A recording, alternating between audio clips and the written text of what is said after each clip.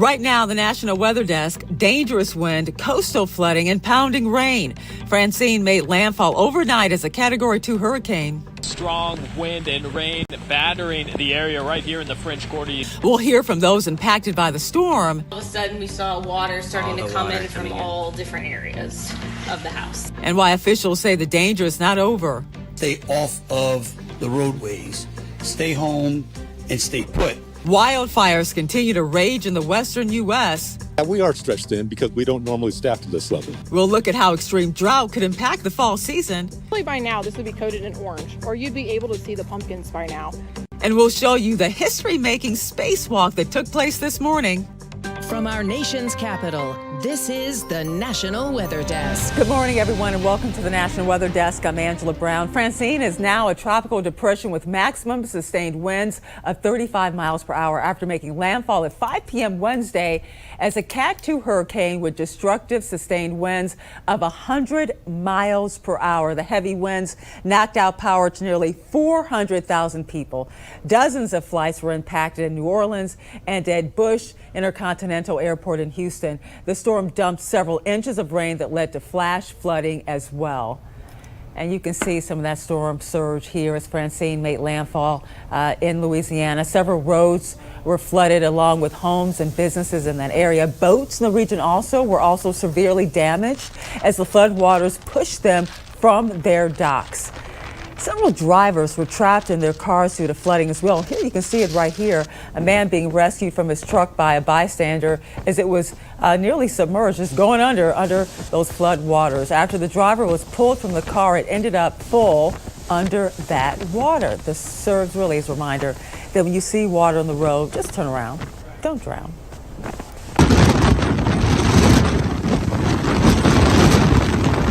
The wind from the storm caused severe damage, taking down trees and also power lines. As you can see here, it also severely damaged several buildings. Tens of thousands of people are still without power in Louisiana this morning, with officials at this point, they're just adding up the damage.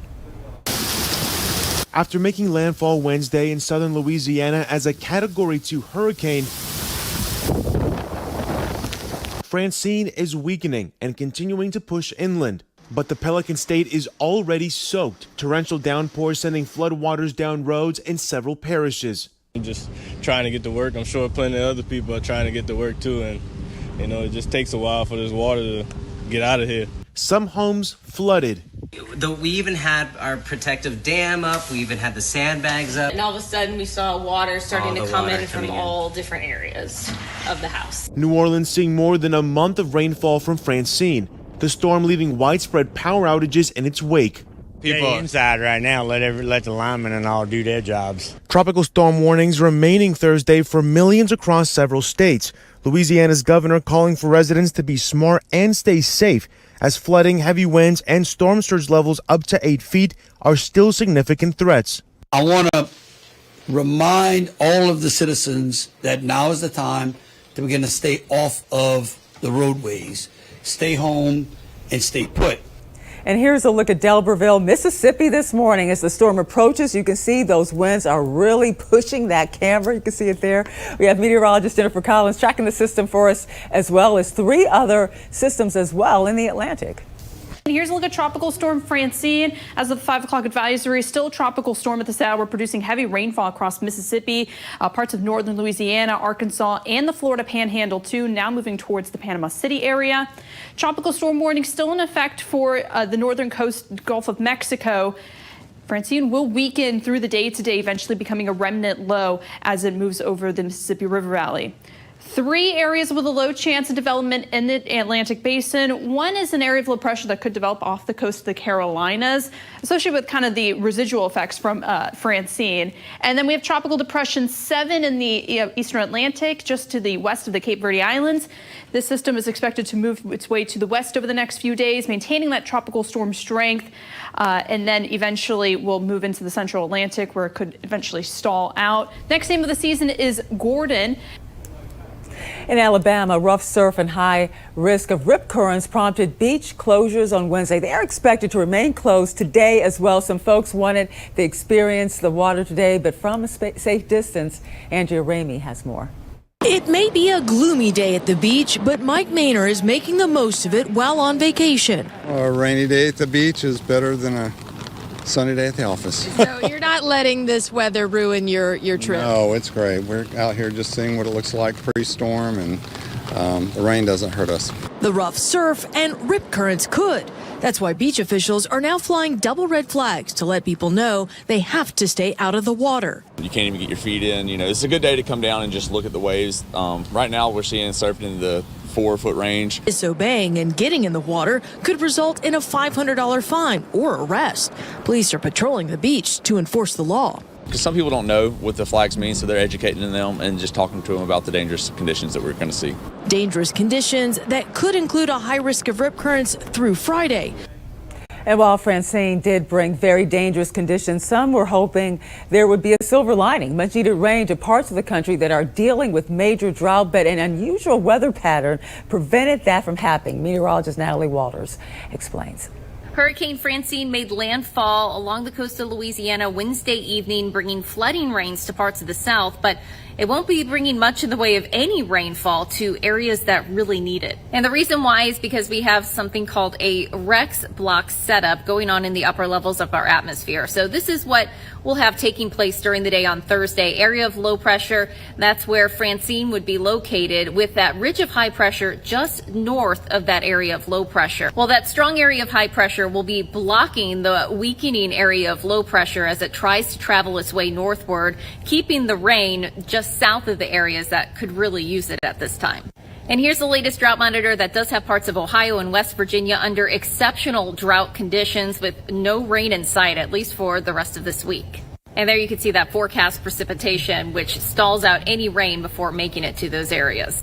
And now to the wildfires raging in the western United States. Several fires continue to burn with thousands of acres charred, several homes destroyed, and thousands forced to evacuate. In Southern California, the bridge fire continues to rapidly burn across Los Angeles County. These aerial pictures right here show the wildfire spreading across the San Gabriel Mountains on Wednesday.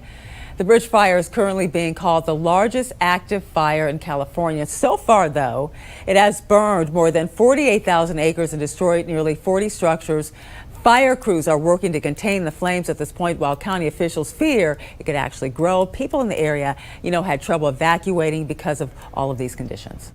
It took like 20 minutes to get that far. It was just so hot, and the wind was just blowing and whipping around everything. I was getting belted by pine cones and branches and dirt.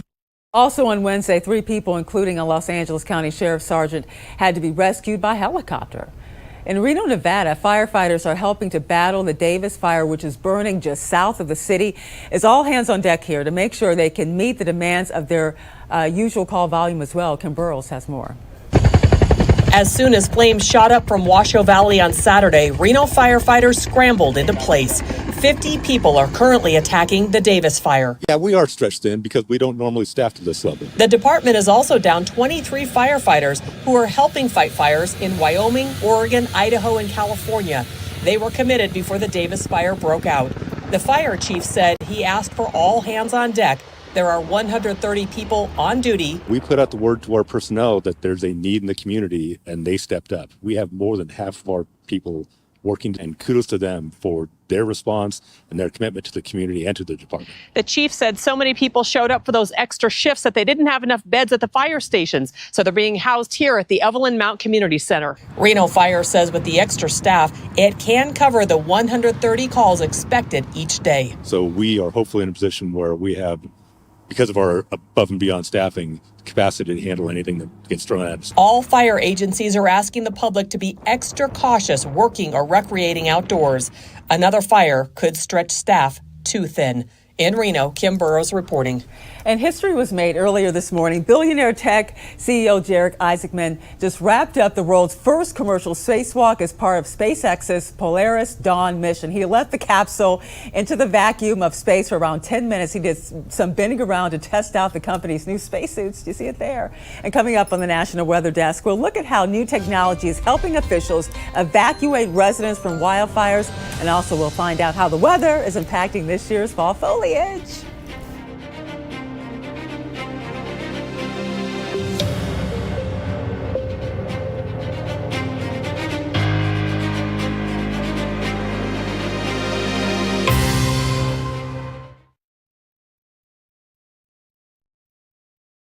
I'm meteorologist Charlie Lopresti with Look at the Northeast. It is a seasonably mild day in the Northeast today. Most of you will top out in the 70s and 80s. Look for a lot of sunshine. There might be a few clouds that mix in during the course of the afternoon. That's about 3 p.m. But today is going to be a very nice mid-September day. Hey, Friday's pretty good as well. There's a very weak disturbance moving in during the afternoon. That's about 2 o'clock. There may be a spot shower, particularly in northern New England. Look for highs again in the 80s. Look for temps in the 70s and low 80s on Saturday.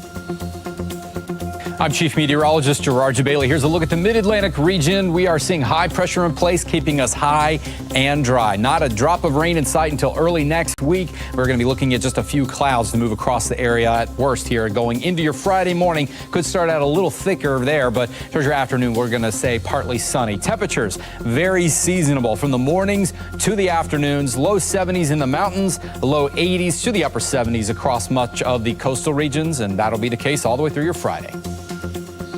I'm meteorologist Vetus Reed. Here's a look at your forecast highs for the day. We're looking at 82 in Raleigh, 77 in Macon, Tampa at around 91 degrees, hot and muggy down there. We are continuing to track Francine as it continues to move north up through Mississippi, dropping heavy amounts of rainfall through northern Mississippi up towards Memphis. And as we go through the day, it's going to continue to track up towards Paducah, Kentucky. Still some spinning and rotation, possibility of some tornadoes with this storm, but nonetheless bringing plenty of rain to cause some flooding in central portions of Mississippi Delta.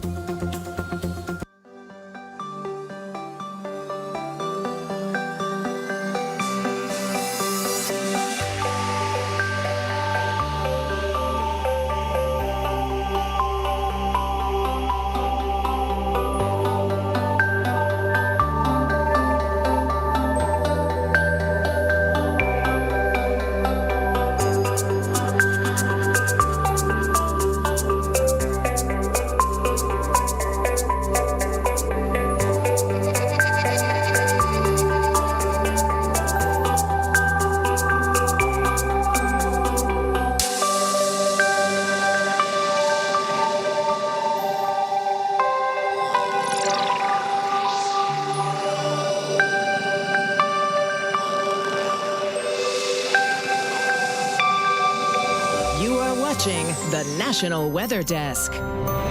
As fire season continues in the Pacific Northwest with several active fires, officials are using a new tool to bring better evacuation plans to residents. Meteorologist Allison Gutleyber has more. Looking to the future, a new system has been designed to help emergency managers better pinpoint areas that are in harm's way. Ed Flick with the Oregon Department of Human Services says this software will help local officials identify and prioritize populations and give better evacuation notifications.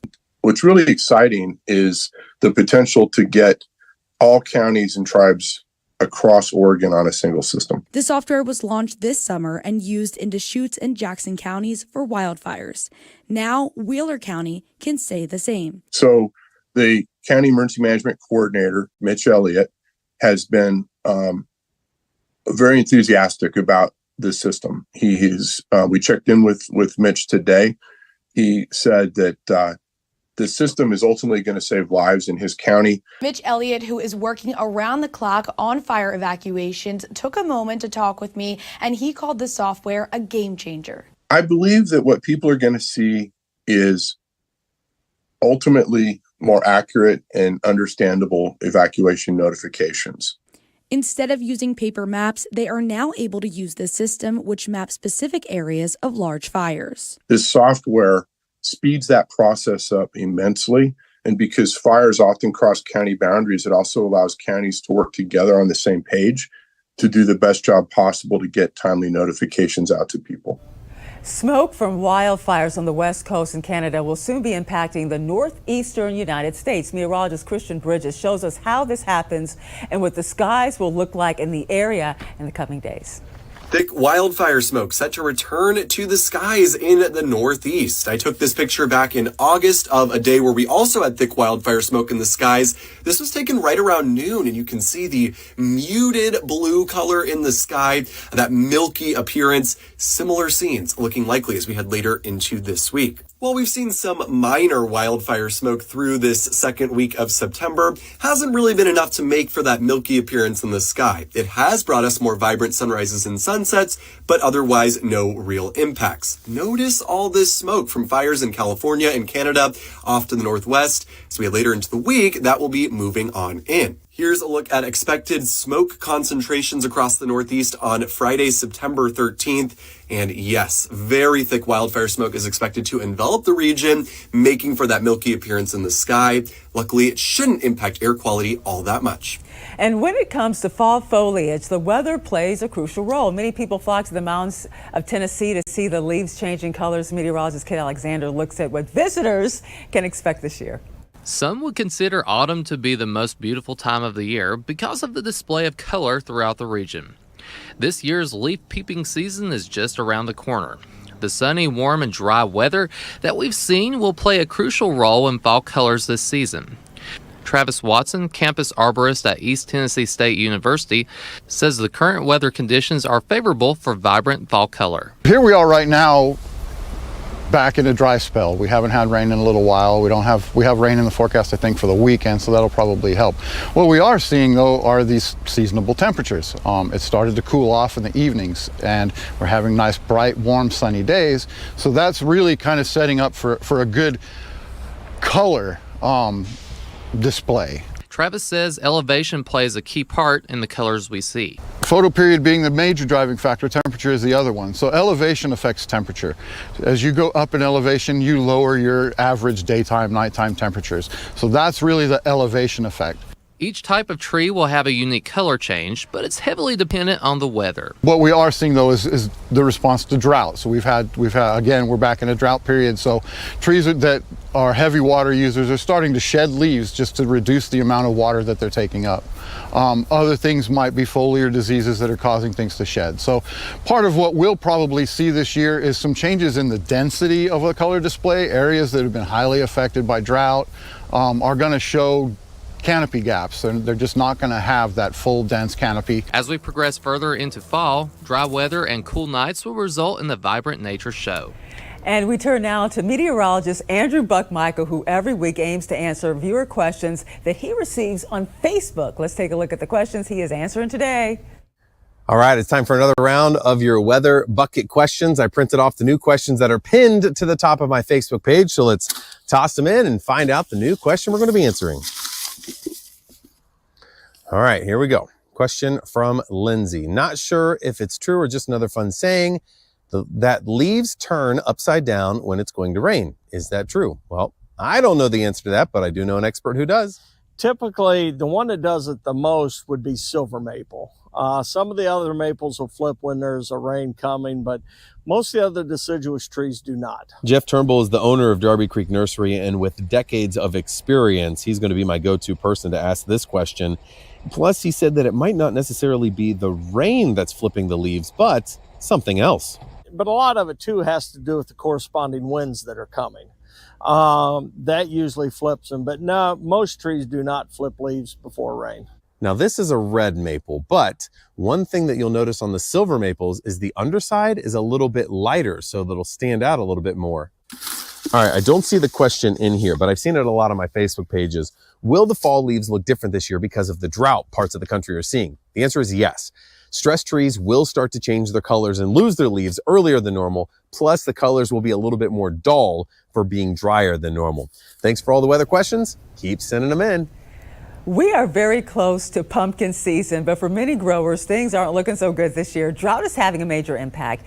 Isabel Hansen spoke with a farmer in Ohio to find out how they plan to deal with a limited crop. A precious pick from a patch with very few pumpkins. So usually by now this would be coated in orange, or you'd be able to see the pumpkins by now. But on the plants, you can see most of them don't have anything. Mother Nature squashed the season for Roberts Farm Market in Lockbourne. We planted 2.5 acres. We kept checking them weekly, and they just weren't growing like they were. And then in August, it just shut off completely. We weren't getting any rain here. A devastating discovery for Stacy Pasco and Kevin Roberts. I'm not gonna lie, I cried. You know, you're walking around just kind of looking at all this dead stuff, but we came to terms with it. It is what it is this year. We don't have control over it when we're farming. Shelves on their stand now empty, a stark contrast from last year. It's depressing. I mean, we've really been looking forward to this. Fall is our favorite season, and it's our customers' favorite season. And they're not alone in this not so fruitful fate. Pickaway County is experiencing exceptional drought right now, the most severe level on the U.S. Drought Monitor scale. We are Mother Nature's mercy this year, and it is every year. I mean, you know you're going to have loss years, so you take your good years and your bad years, and they just kind of even out with each other. Focusing on their feast instead of famine, selling mums, corn stalks, and straw starting this weekend. And as we go to break, we take in views of Oregon's Yamhill River.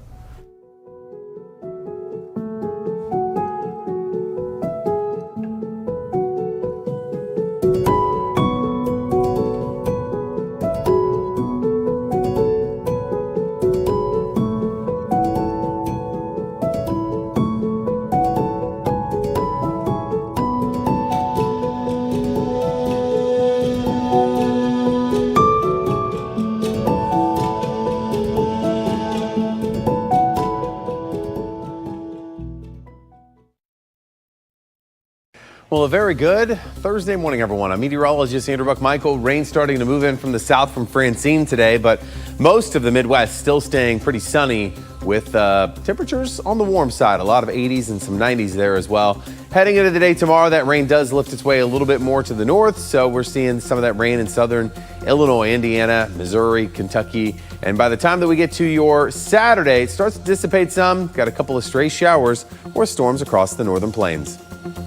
Good morning, I'm meteorologist Alex Garcia. Here's a look at your regional weather. Things are a little cool all the way from Amarillo down to Midland into the 60s. Everybody else into the 70s. Rain cooled, back on up toward the north and northeast. We're watching Francine as she moves up toward the north, bringing rain all up to the north and northeast of the region. Cold front stretches on down toward the south. Lots of dry air moving in. That means sunshine and more summer-like temperatures coming up for Texas.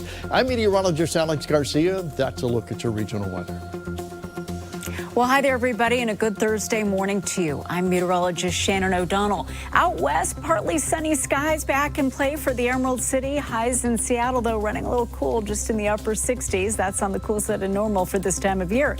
Meanwhile, in Phoenix, they can't catch a break, still well into the triple digits. And the big story in the southwest will be more of that high wildfire danger, especially through Nevada and into Utah. And that's the scene from here.